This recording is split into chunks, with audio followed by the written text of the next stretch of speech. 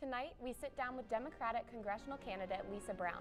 And we give you an update on a new Moscow shooting. The University of Idaho Student Senate takes input on the future of the university athletic director. Murrow News 8 starts now.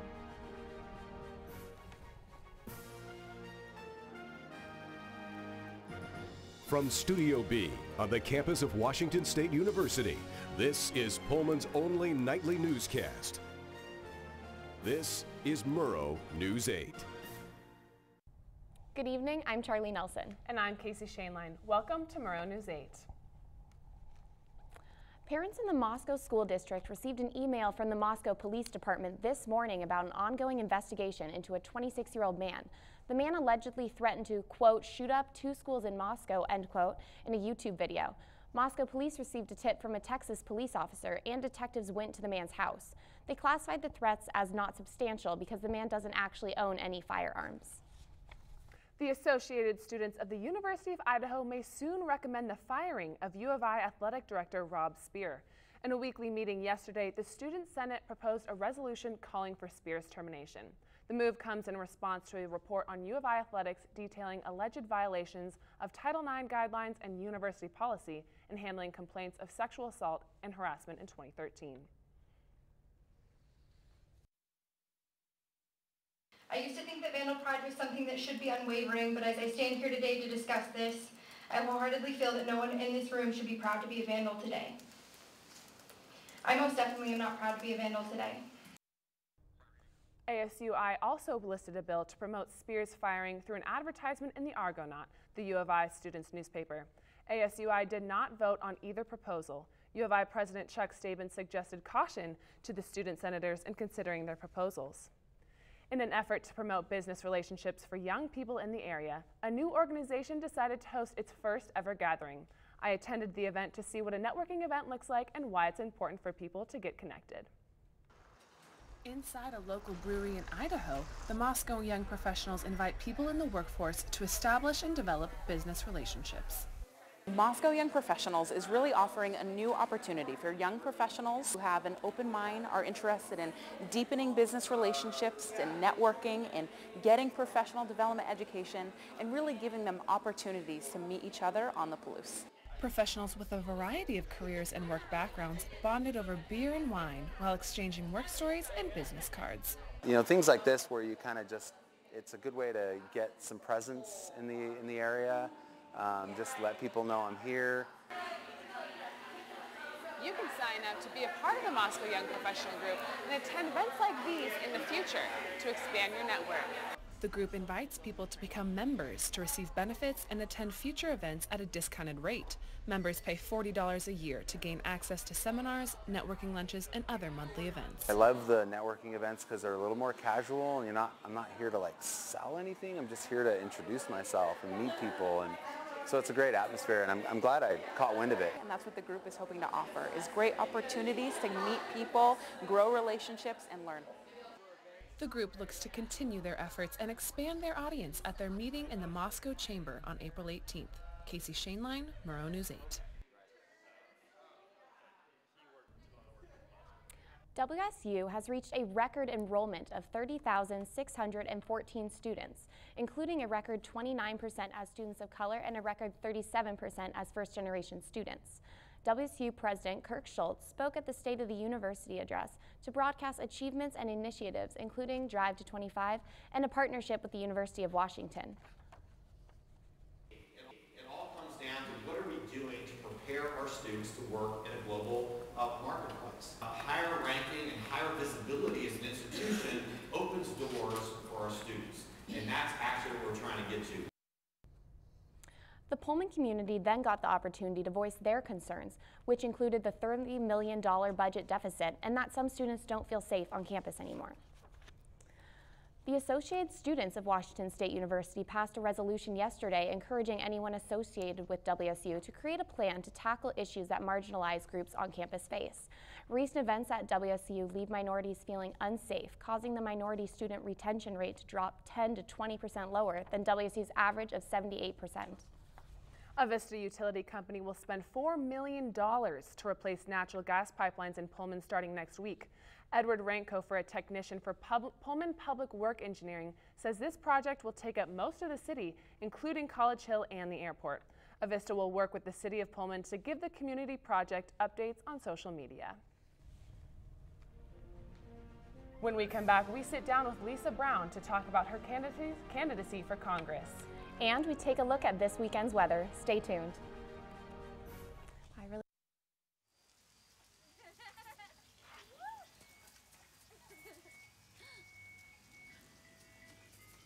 Mom, can we get some ice cream? Please, Mom, please. No, we're having dinner soon. Please.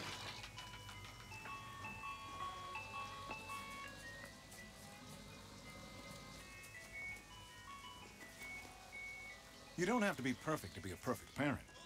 There are thousands of children in foster care who will take you just as you are.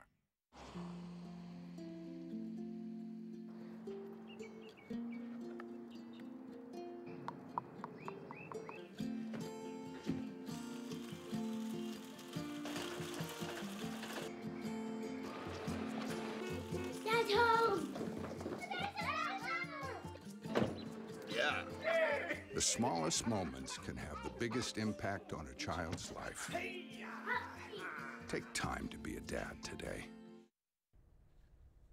The race for Washington's 5th congressional district pits Republican incumbent Cathy McMorris Rodgers against former WSU Spokane Chancellor Dr. Lisa Brown. We invited both of them to speak with us, and today Dr. Brown sat down with her own Brooke Wolford to talk about her candidacy. To be here. I'm so happy to have you here. Thank you for joining us. So I want to start off with you're running against Cathy McMorris Rodgers for the representative seat. And, you know, she's been the incumbent since 2004. So what made you decide to run? Well, thank you for having me, first of all. And I served at the state legislative level for many years. I left the legislature to work at WSU Spokane. So I had the amazing opportunity under the leadership of Dr. Elson Floyd to help WSU in its successful quest to start the state's second public medical school. And as I was working on healthcare, increasing access, building a clinic on campus, doubling research on the Spokane campus, I saw that Congress was moving in the wrong direction on healthcare. And so I decided this is something that Eastern Washington deserves, a member of Congress who is looking out for the affordability of healthcare and listening and prioritizing what families and businesses in Eastern Washington want. So you mentioned your time as chancellor for the WSU Spokane campus. What specific issues did you see there that really meant a lot to you so that you would run? Well, so WSU is a land-grant university, of course, that serves all corners of the state, in every county of the state. I got my start at a land-grant university as well, so I have this tremendous amount of respect for the mission of serving the state. And so for me, it's sort of a natural to take that interest in education and practical problem solving to the congressional level.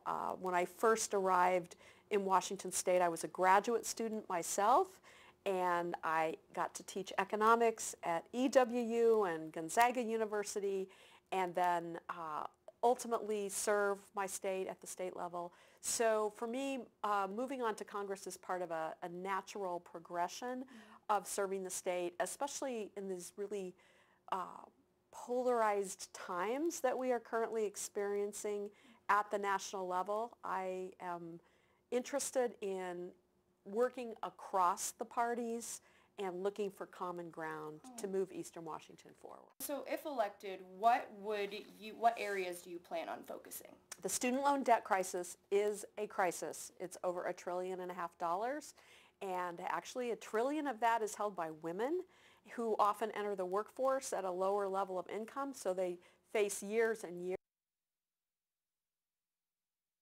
to be here. I'm so happy. You can register to vote online at vote.org or at various government buildings, including local courthouses and the Department of Motor Vehicles. When we return, Matt Money gives us a look at our weather leading into April. Don't go away. It's so cool that Brooke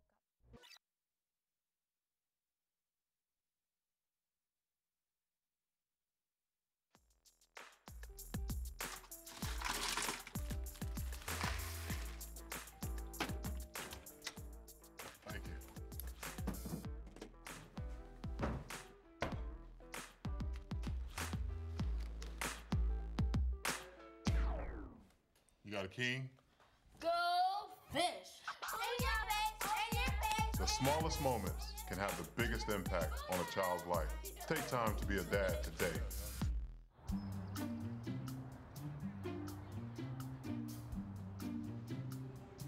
Don't worry, 74 people were picked before me in the NFL draft.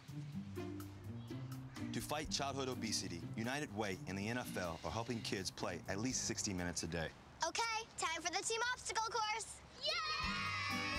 What this place needs is more healthy kids. To get involved or donate, go to unitedway.org/play60. Now I get it.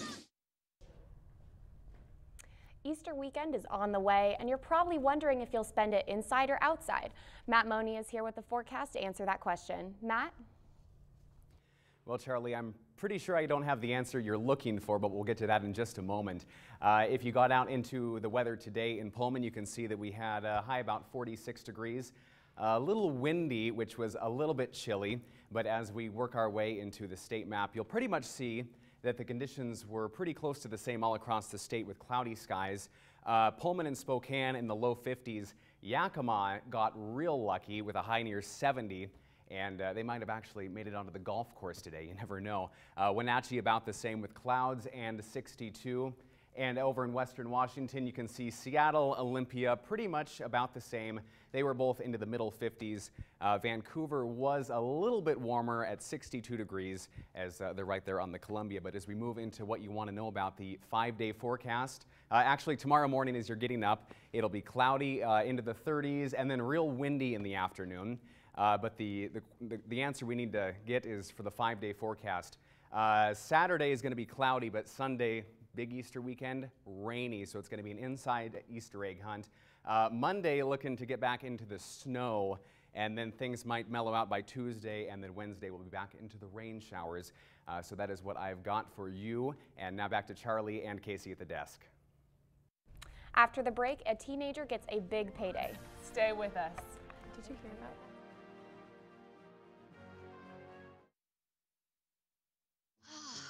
Great outside. My new mom and I have a lot in common. So shiny. We both love the outdoors. That's not a flower. And she knows a lot about wildlife. A labradoodle. You don't have to be perfect to be a perfect parent. Thousands of kids in foster care will take you just as you are. My new dad teaches me all kinds of stuff. I wouldn't use this one. He helps me with my decision making. Never. And he's even teaching me how to drive. And that's why cars have bumpers. You don't have to be perfect to be a perfect parent. Thousands of kids in foster care will take you just as you are. Wow, these are really good. You act surprised.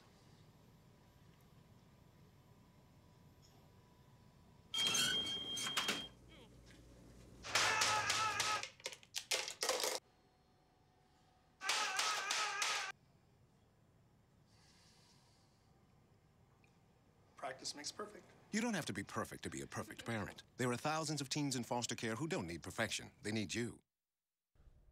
A Canadian teen purchased her first lottery ticket on her 18th birthday and hit the jackpot. Charlie Lagarde of Quebec won the grand prize of 1,000 Canadian dollars a week, or the equivalent of just over $770 US for life. A Quebec spokesperson says the prize comes tax-free, making it the equivalent of a salary worth 100,000 Canadian dollars a year. I mean, are you kidding me? That's Winning incredible. the jackpot. Her first try. That is making it in life, you know. Truly incredible. I mean, what would you even do? You're set for life. Would you even get a job? I'd buy a car. Okay, buy yeah. a car. First things first. Yeah, absolutely. I wouldn't work a day for the rest of my life. Oh yeah, I could definitely survive Just ride comfortably on that. I don't know what y'all would do back home. Alrighty. Well, thank you for watching. Join us every weeknight at 7 and 10 p.m. for Pullman's only nightly newscast. have a great night, and don't forget to follow Murrow News 8 on Facebook and Twitter. Good night, Pullman.